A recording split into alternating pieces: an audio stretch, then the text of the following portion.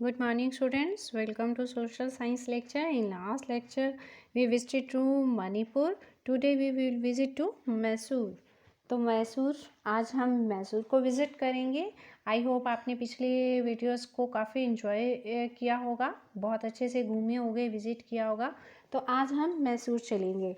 तो Mysore the historical city of the Karnataka की historical city मानी जाती है, जो आर्ट और कल्चर के लिए काफ़ी फेमस मानी जाती है. It is the city of palaces. इसको सिटी ऑफ पैलेसेस यानी कि महलों का शहर भी कहा जाता है. यहाँ पर गार्डन्स भी हैं और जो यहाँ पर काफ़ी टेम्पल्स भी हैं.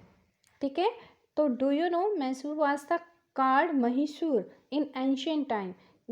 एंशियंट टाइम एक महिषासुर राक्षस होता था, जिसके नाम से इस सिटी का नाम पहले महिषूर था, यानी कि उसी के नाम से पड़ा था और बाद में ये मैसूर कर दिया गया. तो नियरेस्ट एयरपोर्ट जो है इसका बेंगलुरु है, यानी कि 139 किलोमीटर मैसूर से दूर है. और जो सिटी है वो वेल कनेक्टेड है, चाहे बाय रोड है चाहे बाय रेलवे है, with Bengaluru, Chennai and many other cities of the South India. South India की बहुत सारी सिटीज़ है जिनके साथ वेल कनेक्टेड है. डू यू नो पे आ जाइए. Passenger ship service are available. यहाँ पर पैसेंजर शिप, क्योंकि ये बिल्कुल कहाँ पर है, यहाँ पे कोस्टल एरिया भी है, तो यहाँ पर शिप सर्विस अच्छी है. तो पोर्ट ब्लेयर टू चेन्नई, कोलकाता एंड विशाखापट्टनम, जिसे हम आसानी से विज़िट कर सकते हैं. तो मैसूर पैलेस, सबसे पहले हम द मैसूर पैलेस जो यहाँ की फेमस बिल्डिंग है, तो it was a residence of the Wadiyar rulers. Wadiyar rulers की रेजिडेंस है. जो पैलेस था अब उसको एक म्यूज़ियम का रूप दे दिया गया. और यहाँ पर बहुत सारे great treasure of the painting, जो पेंटिंग का यहाँ पर खजाना है, ज्वेलरी का, रॉयल कॉस्ट्यूम यानी कि जो शाही कपड़े थे जो राजा महाराजा लोग डालते थे उस समय, तो वो वहाँ पर एंड अदर आइटम, वहाँ पर उन सबको म्यूज़ियम का रूप दे दिया गया है. और यहाँ की और इम्पॉर्टेंट बिल्डिंग्स कौन सी है? Golden royal elephant throne, Durbar hall and the Kalyan Mandap, जो कि एक वेडिंग हॉल है, are the main attraction here. यहाँ के मेन अट्रैक्शन माने जाते हैं. डू यू नो पे आ जाइए.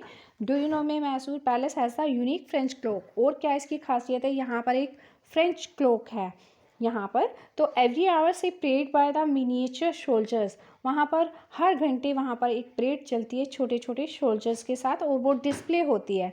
The beating drum by the soldiers के द्वारा वहाँ पर ड्रम को बीट किया जाता है. मार्क द सेकेंड्स, जो कि सेकेंड्स को रिप्रेजेंट करती हैं. एंड द बिगुल मार्क द मिनट्स, और वहाँ पर एक बिगुल भी बजता है जो कि मिनट्स को रिप्रेजेंट करता है. द रॉयल एलिफेंट थ्रोन, उसकी क्या खासियत है?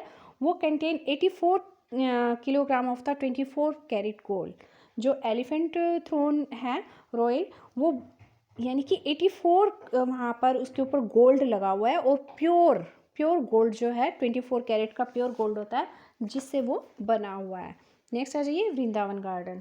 वृंदावन गार्डन का क्या मेन वहाँ पर फेमस है? तो famous garden is located on the terrace of the Krishna Raj Sagar dam. Krishna Raj Sagar dam के ऊपर बना हुआ है.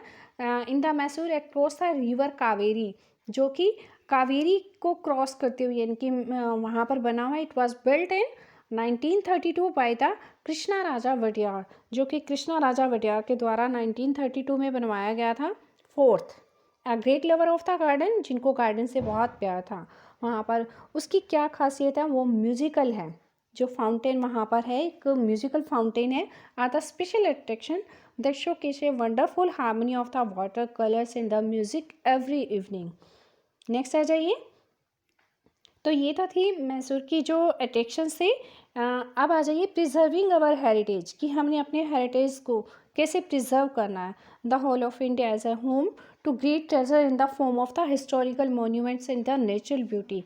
ये हमारे देश में हिस्टोरिकल मोन्यूमेंट और नेचुरल ब्यूटी के रूप में जो है एक खजाना है हमारे यहाँ पर. तो हमें उसको प्रिजर्व भी करना है. They must be preserve to tell the tale of our glorious past, ताकि जो आने वाली जनरेशन है हम उसको अपने इनको टेल्स के रूप में, यानी कि कहानी, जो इतना सुनहरा पास्ट था उसके बारे में हम आने वाली जनरेशन को बता सकें. अब our neglect has the already destroy some beautiful examples of the our heritage. हमारी जो है नेग्लेक्ट होने की वजह से, तो बहुत सारे ऐसे ब्यूटीफुल एग्जाम्पल्स हैं हमारे हेरिटेज के जो कि डिस्ट्रॉय भी होते जा रहे हैं। तो हमने सीरियस एफर्ट्स करके जो है इनको सेव करना है, और ताकि इनकी जो ब्यूटी है उसको भी रिस्टोर करना है, और ये जो है हम जिसको आने वाली जनरेशन को हम कुछ बता सकें। It is the responsibility of each and every person, और ये सब ईच एंड एवरी पर्सन की responsibility to look after this places of Indian culture heritage and not disfigure them, ताकि हम उनकी अनदेखी ना करें, हम इसको संजो कर रखें। Monuments have no voice so you must speak out of for them. आप सबको पता है कि मॉन्यूमेंट्स की कोई वॉइस नहीं होती, आपने उनके लिए बोलना है, उनको सेव करना है। डू पे आ जाइए। हमारे यहाँ 3 टाइप के हेरिटेज हैं। एक है नेचुरल हेरिटेज, सेकंड है बिल्ट हेरिटेज, थर्ड है लिविंग हेरिटेज। नेचुरल हेरिटेज में सारी की सारी जो नेचुरल चीज़ें हैं वो आती हैं। बिल्ट हेरिटेज में मॉन्यूमेंट्स हैं, यानी कि जो बिल्डिंग्स हैं वो आती हैं, और लिविंग हेरिटेज में यानी कि जो लिविंग चीज़ें हैं, जैसे एनिमल्स हो गई, आपकी यानी कि और क्या कैसे फ्लोरा फना, जो ये वाली चीज़ें हैं इनमें आती हैं। तो we must take a lesson from the Poland ही द प्रिजर्विंग हिस्ट्री। तो इससे रिलेटेड उन्होंने एक छोटी सी स्टोरी भी बताई है जो कि पोलैंड से रिलेटेड है। तो in the Warsaw national museum Poland 3 photographs hang side by side. आप वारसा नेशनल म्यूजियम में जब जाते हैं पोलैंड में, तो वहाँ पर 3 फोटोग्राफ्स जो है हैंग किए गए हैं, यानी कि side by side. The captions below them से, वहाँ पर जो कैप्शन लिखा हुआ है, वहाँ पर क्या लिखा हुआ है, वो क्या उसके नीचे लिखा हुआ है। पहले में लिखा है कि वारसा 1939, सेकंड में लिखा है Warsaw 1945 and third Warsaw today. The first and the last picture are almost identical.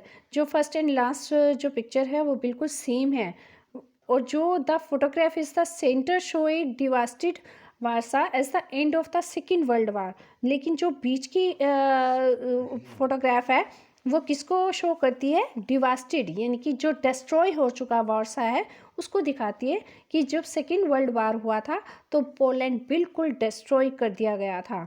लेकिन वहाँ के जो लोग थे इतने पॉलिश पीपल थे, despite not having many resources, लवलिंग rebuilt their city exactly as it was before the वार।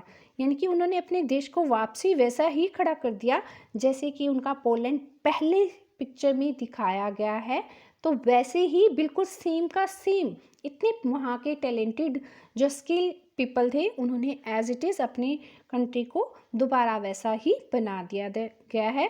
तो इसी तरीके से हमने भी अपनी जो भी हेरिटेज हैं उसको संजो कर रखना है, और उसको हमें प्रिजर्व करना है। तो आज के लिए बस इतना ही बेटा, थैंक्स।